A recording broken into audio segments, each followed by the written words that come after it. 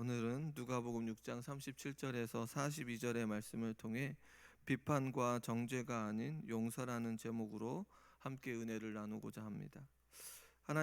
지금 예수님께서는 평지에서 설교를 하고 계시는 중입니다. 우리는 앞선 6장 27절에서 36절까지 예수 그리스도를 믿는 자들에게 요구하고 있는 사랑과 그 사랑의 실천에 대한 이야기를 살펴보았습니다. 하나님과 원수 되었고 또 아직 죄인 되었을 때에 그리스도를 통하여 하나님의 사랑을 확증을 받은 자들이 누구인가? 바로 저와 여러 성도님들이라는 것을 우리는 알게 됩니다. 이러한 하나님의 자비를 누리는 자, 또한 긍휼을 받은 자가 우리들임을 깨닫고 우리들을 모욕하고 또 힘들게 하며 비난하는 자들까지 어떻게 해야 된다고 이야기를 했습니까? 사랑하고 축복하고 기도하며 그 사랑을 실천하는 데까지 나아가야 함을 우리는 6장 27절에서 36절까지 말씀을 살펴보았습니다. 오늘 본문의 말씀은 함부로 사람을 비판하거나 정죄하지 말고 먼저 자신의 잘못을 고친 후에 다른 그리스도인의 잘못을 교정해 줄 것을 이야기하고 있습니다. 그리스도인은 먼저 자신의 큰 잘못을 교정하는 데 관심을 두어야 합니다. 그렇게 자신이 먼저 바른 판단력을 갖춘 후에 다른 그리스도인의 작은 잘못을 교정해 주어야 합니다. 자신의 잘못을 고치지 않고 남을 교정해 주려고 하는 이 모습을 무엇이라고 표현하고 있냐면 소경이 소경을 인도하는 것처럼 어리석은 일임을 말해주고 있습니다. 그러므로 우리는 함부로 남을 비판하거나 정죄하는 습관을 버려야 하고 도리어 용서하고 사랑하는 모습을 우리가 갖추어야 합니다. 오늘 본문을 살펴보면서 우리의 삶을 점검하는 은혜의 시간이 되기를 소원합니다. 오늘 본문은 예수님께서 비판하지 말라고 말씀하십니다. 앞선 36절의 말씀에 보면 어떻게 기록하고 있습니까? 아버지의 자비로우신가 같이 자비로운 자가 되라고 하신 그 말씀 후에 비판하는 일에 있어서 어떠한 정신을 가지라는 것입니까? 하나님의 자비하시는 자비로운 그 정신을 가져야 한다는 것입니다. 비판은 다른 사람을 판단하는 것입니다. 이 말씀은 재판장에서 판결을 금하거나 분별 없이 살아도 된다는 의미가 아닙니다. 잘못된 근거를 가지고 다른 사람을 비판하는 것을 하지 말라는 뜻입니다. 비판을 받지 않을 것이요 라고 하는 이 말은 신적인 수동태라고 하는데 하나님께 심판을 받지 않는다는 뜻을 가지고 있습니다. 비판을 받지 않는다는 것은 심판의 날에 자비롭게 판단받는 것을 가리킵니다. 우리가 어떤 판단 근거를 가지고 다른 사람을 비판할 때에 하나님께서는 그 판단의 근거를 가지고 우리에게 물을 것이라는 것입니다. 예수님을 따르는 제자들이라면 쉽게 다른 사람들을 비판하면 안 된다는 것입니다. 정죄는 다른 사람이 죄가 있다는 것을 말하고 있습니다. 이 말씀은 다른 사람을 비판하고 정죄하는 사람들의 행위를 지적하십니다. 하나님만이 바르게 판단하실 수 있고 정죄하실 수 있는데 우리가 그 자리에 선다면 하나님께서 그 사람을 정죄할 것이라는 것입니다. 또한 예수님께서는 용서하라고 말씀하십니다. 하나님께서 이스라엘의 백성들의 죄를 용서하셨으므로 이스라엘 사람들의 죄를 용서해야 합니다. 하나님께서 정죄하지 않으시고 용서하시며 오히려 은혜를 베풀어 주신 것처럼 하나님의 백성들도 마땅히 그렇게 해야 한다는 것입니다.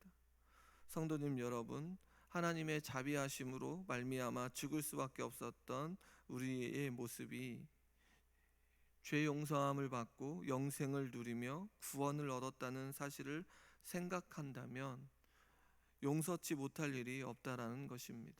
그럼에도 불구하고 우리의 모습은 비판과 정죄함으로 나아가려고 하는 경향이 많이 있습니다.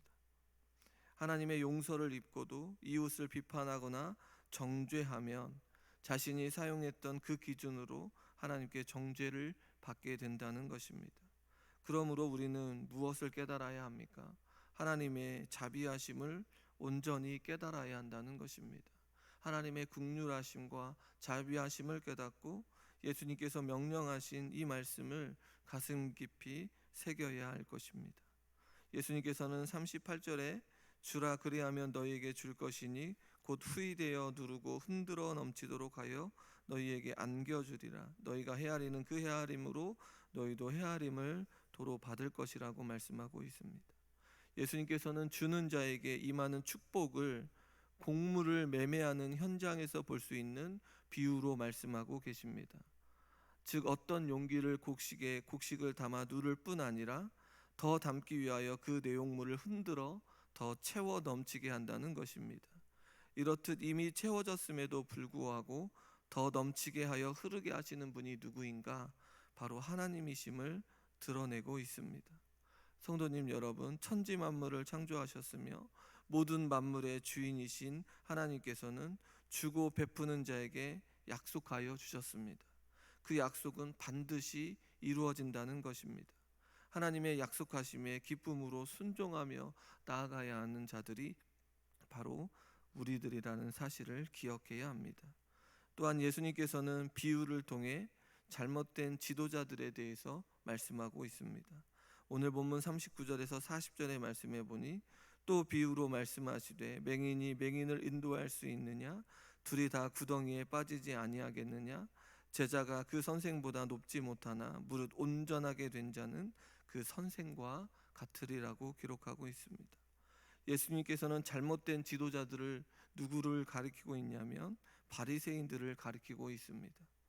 이들은 지도자의 역할을 했지만 예수님께서는 누구와 같다고 말하고 있습니까? 맹인과 같다라고 말하고 있습니다. 이 당시에 지도자들이라고 하는 이 사람들을 가리켜서 맹인이라고 이야기하고 있는 이 모습을 통하여 그들이 얼마나 잘못된 길로 사람들을 인도했는지를 알 수 있게 되어진다는 것입니다. 그런데 맹인을 인도하는 맹인은 어떠합니까? 구덩이에 빠질 수밖에 없습니다. 그 결과는 불을 보듯 뻔한 것 아니겠습니까? 바리새인들은 앞서 말했던 남을 함부로 판단하고 정죄하며 용서하지 않았습니다. 자신의 판단의 근거에 하나님의 말씀까지 오도하는 일을 하기도 했다는 것입니다.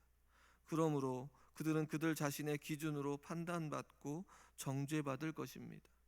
그러한 자들을 지도자로 모시고 살아가는 것은 동일한 잘못을 범할 수 있다는 것입니다. 그러므로 성도님 여러분, 바른 선생님을 만나는 것이 중요합니다. 제자가 그 선생보다 높지 못하다라고 하는 것은 잘못된 선생을 만나서는 안 된다는 것을 강조하는 것입니다. 학생은 선생보다 낫지 못하므로 선생을 만난 학생은 그 선생보다 못한 사람이 되어 아주 심각한 상황에 빠지게 된다는 것입니다. 다시 말해 바리새인들을 따르면 바리새인들의 수준을 넘을 수가 없게 된다는 것입니다. 성도님 여러분, 그렇다면 우리는 바른 선생님을 만나야 합니다. 우리를 온전하게 하실 수 있는 그 예수님을 만나야 합니다. 예수님이 바로 우리의 참된 선생님이시고 인도자이십니다.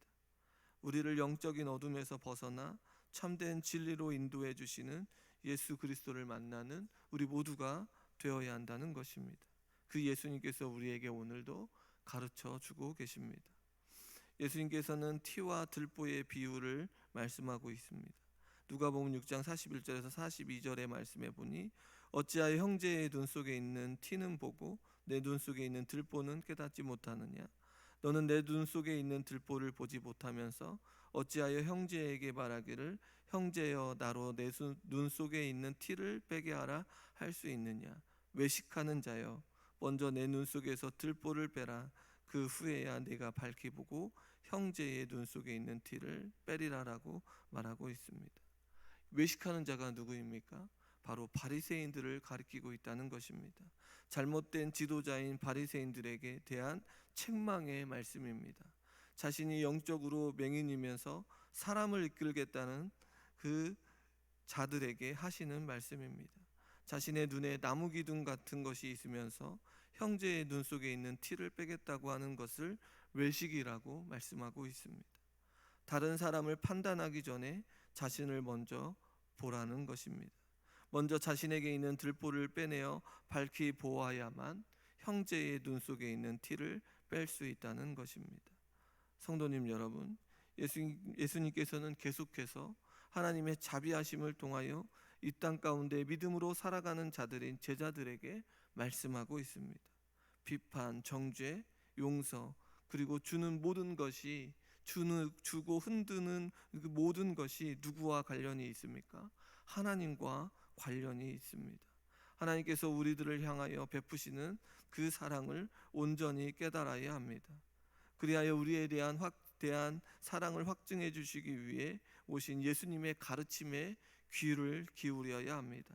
바리새인들의 가르침을 따르는 것이 아닌 참된 선생님이신 예수 그리스도를 온전히 따라야 함을 깨닫게 된다는 것입니다.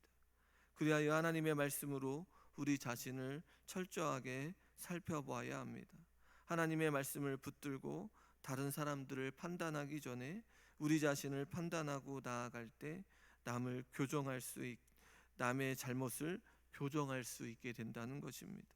우리의 판단의 기준이 무엇입니까? 우리가 아니라는 것입니다. 남들을 판단하고 비판하고 정죄하는 일은 우리의 기준과 우리의 삶의 모습에서 나오는 것이 아니라 하나님의 말씀이며 그 말씀 안에 주어져 있는 사랑과 긍휼과 자비하심으로 그 모든 것들을 판단해야 한다는 것입니다. 그러할 때에 먼저 우리의 모습을 비추어 보게 된다는 것입니다. 죽을 수밖에 없었고 또 세상 가운데 살 수밖에 없었던 우리의 인생이 하나님의 긍휼과 자비하심을 누리는 자로 살게 되었는데 어찌 우리가 이렇게 쉽게 판단할 수 있고 비판할 수 있겠습니까? 오늘 주일의 새벽 이 시간이 너무나도 행복합니다. 하나님의 사랑과 긍휼과 자비하심을 깨달을 수 있도록 시간과 장소와 환경을 열어주시며 참된 스승이신 예수 그리스도를 만나게 하시니 이보다 더 큰 축복이 어디에 있습니까?